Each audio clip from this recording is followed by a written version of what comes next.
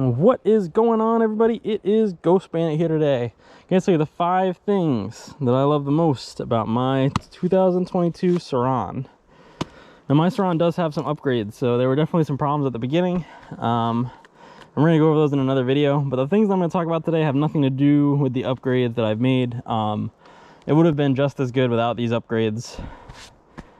So yeah, so anyways, so let's start. Number one, let's do a countdown. So we'll go from the 5 most important thing to the number 1 most important thing.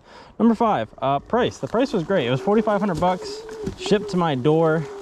You know, I think comparably that's like 200 to 250 cc trail dirt bike. Like, you're not gonna get a motocross bike for that price. Not a 250 anyways. You might be able to get, I think a KLX 110 is like $3,000 or so, so it's a little bit cheaper than this, which is comparable in power. It's a little bit smaller though. So yeah, so I would say price-wise it's great, especially since once you buy it, you shouldn't really have to do much maintenance. You know, basically none. So yeah, I think for the price that you're paying, it's great. Number 4, parts availability. Parts are everywhere online for this thing, and I know obviously if you're looking at a bigger, you know, a dirt bike from Honda or whatever, like obviously there's parts, but there's not really like customization stuff. Like there's just, at least not from, you know, my average rider's perspective, you know, a guy who doesn't live and breathe motocross or anything. Like, it seems like it's just replacement parts, whereas with this there's a lot of customization options. You know, the bike itself is still young, so there's a lot of people, you know, trying out new things and doing new stuff. So, you know, you could have like a bike that nobody's really thought of doing it, and you can share that experience. Which brings me to my number 3, which is being able to support people and being able to like be a trendsetter. You know, if you're riding dirt bikes, like it's kind of done, you know, like if you're riding dirt bikes, it's kind of figured out, you know, the best way to do everything and how your bike should fit you and everything. Whereas this is a lot more like kind of, you know, do it how you want it, you know? It's less about doing it right and more about, you know, having style with what you ride and enjoying your ride the way you like it. Like, there is some stuff, obviously, like suspension setup and stuff is still the same, but as far as like, you know, what seat you want, what, you know, what style tires you want, and what sort of, I don't know, rims you want, or what kind of tooth sprocket setup you want. Like, all of that's kind of still being figured out, and everybody has their own personal preference, but there's no best, like, oh, well, if you're not running this, then your bike is, you know, obviously worse than somebody else's on this area, you know?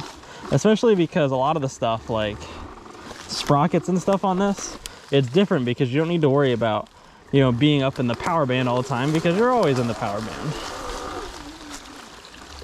So that's number 3. Number 2 is gonna be the weight. This weighs way less than a normal dirt bike does. We have a CRF 230, and before that, well, at the same time that we had the 230, we also had an XR 250, and both of those weigh like twice as much as this, which is kind of a pain. Not that it's a big deal, but like, you know, with this I can lift it up over logs. You know, nothing really slows me down on the trail. You know, I can load this into the back of a pickup truck by myself. And before you say that you can do that with a dirt bike, yes, I know, but I personally can't. I'm not that strong. So it's light, it's maneuverable. I like that I can go slow, you know, I'm not worrying about a clutch. You know, my mom can ride this if she wanted to. She can ride the bigger dirt bike, but she's not gonna go down trails or anything, whereas I feel like she could on this, you know? I'm dragging a stick behind me. You know, I feel like she could on this, and I wouldn't be afraid of her getting hurt, you know? And look at that, like power-wise, it's not horrible. This is in sport mode already with the wire clipped. You know, it's not amazing, but it's not so bad. You know, like I said, it's about CRF, I mean, not CRF, it's like KLX 110 horsepower, but with no gears. And the suspension works all right. My backyard's pretty bumpy, and I'm sitting down. So So yeah, I've got no complaints on there. But the number one thing is the community around these bikes. You know, because of what they are and the type of people that ride them, the community is just freaking fantastic for these.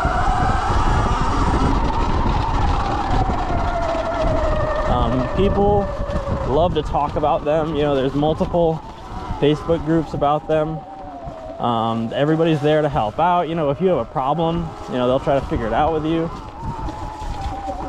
and everything. So I mean, you know, that's freaking wonderful, you know. And not saying that the dirt bike guys don't have that or the mountain bike guys don't have that, but it's seems less inviting for whatever reason.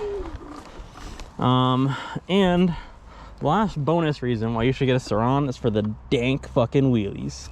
Now, I can't wheelie very well, but I'll give it a little shot for you guys. But yeah. Yeah, little wheelie. And anybody can do that. Like, it's not hard, you know? And like I was saying about that playful nimble thing, you know, it's just, it wants to be wheelied, you know? It likes it. Like I said, I'm not good at these. But anyways, that's all I have for you guys today.